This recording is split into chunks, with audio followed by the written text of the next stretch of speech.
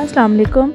आज आपके साथ शेयर करूंगी मैं एक मौसम के हवाले से मज़ेदार मीठी डिश जो कि है गुड़ की खीर यानी जागरी खीर। जागरी खीर बनाने के लिए क्या क्या चीज़ें चाहिए आगे चल के आपको पता चलेंगी। अस्सलाम वालेकुम, welcome to cooking with Anila. आप सब कैसे हैं? उम्मीद करती हूँ आप सब ठीक होंगे।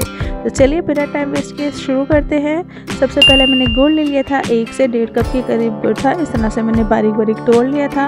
आप अपने रिक्वायर्ड के हिसाब से कम ज़्यादा कर सकते हैं। इसके बाद मैंने इसमें 6 से 7 अदद हरी इलायची शामिल कर दी थी। हरी इलायची शामिल करने के साथ साथ इसमें मैंने आधे कप से 1 कप के करीब मैंने इसमें पानी डाला था।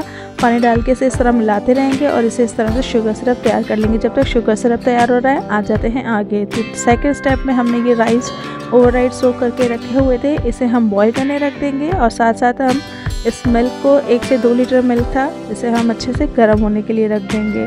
जब ये दूध अच्छे से थोड़ा सा बॉईल होने लगेगा, गर्म हो जाएगा, इसमें ½ टीस्पून के करीब हम कार्डेमम पाउडर शामिल कर देंगे और इसे एक साइड में हम पकने के लिए रख देंगे। जैसे ही दूध थोड़ा पकने लग जाएगा, दूध का थोड़ा सा कलर थोड़ा सा चेंज होने लग जाएगा, बॉईल आने लग जाएगा, इसके बाद हमने जो राइस बॉईल करके रखे हुए थे और उन्हें अच्छे से मैश कर लीजिएगा।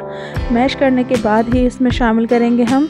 तो ये राइस हम इसमें शामिल कर देंगे और राइस शामिल करने के बाद इसे फ़ौरन मिक्स करते रहना है और कम से कम 2 से ढाई घंटे इसे पकाना है। इतना पकाइएगा कि जितनी आपको इसकी कंसिस्टेंसी चाहिए। जितना ये गाढ़ा हो जाएगा उसके बाद हम इसके अंदर शामिल कर देंगे, गाढ़ा होने से पहले ही इसमें शामिल कर देंगे शुगर सिरप या जैगरी सिरप जो हमने बना के पहले से रखा हुआ था। लेकिन याद रहे गरम गरम जैगरी सिरप अगर आप दूध में डालेंगे ना तो दूध आपका फट जाएगा। लिहाजा शुगर सिरप तैयार करने के बाद उसे ठंडा ज़रूर कर लीजिएगा। देखें इस तरह से कुछ तैयार हो चुका है हमारा ये जैगरी सिरप। इस तरह से थोड़ा सा गाढ़ा हो चुका था, बिल्कुल जैसे हम शहद होता है, हनी होता है, उसका जो जिस तरह से उसकी कंसिस्टेंसी होती है इस तरह से ये। इसके बाद हम इसे खीर में शामिल कर देंगे। खीर में शामिल करने के बाद जैसे ही हम इसे मिक्स करेंगे तो जो वाइट कलर की खीर थी उससे आहिस्ता आहिस्ता हमारे जो खीर का कलर है वो थोड़ा सा ब्राउन शेड पर आ जाएगा।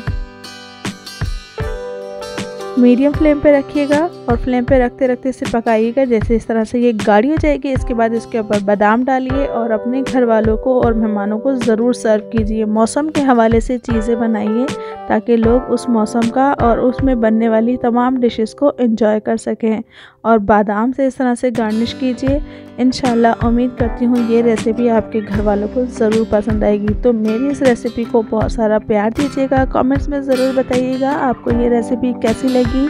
और अगर आप नए हैं तो मेरे चैनल को ज़रूर सब्सक्राइब कीजिए, लाइक कीजिए, शेयर कीजिए और दुआओं में याद रखिए। इजाज़त दीजिए इस रेसिपी के साथ। Cooking with Anila. अल्लाह हाफिज़। Everyone share the video and please subscribe to our channel. Bye bye.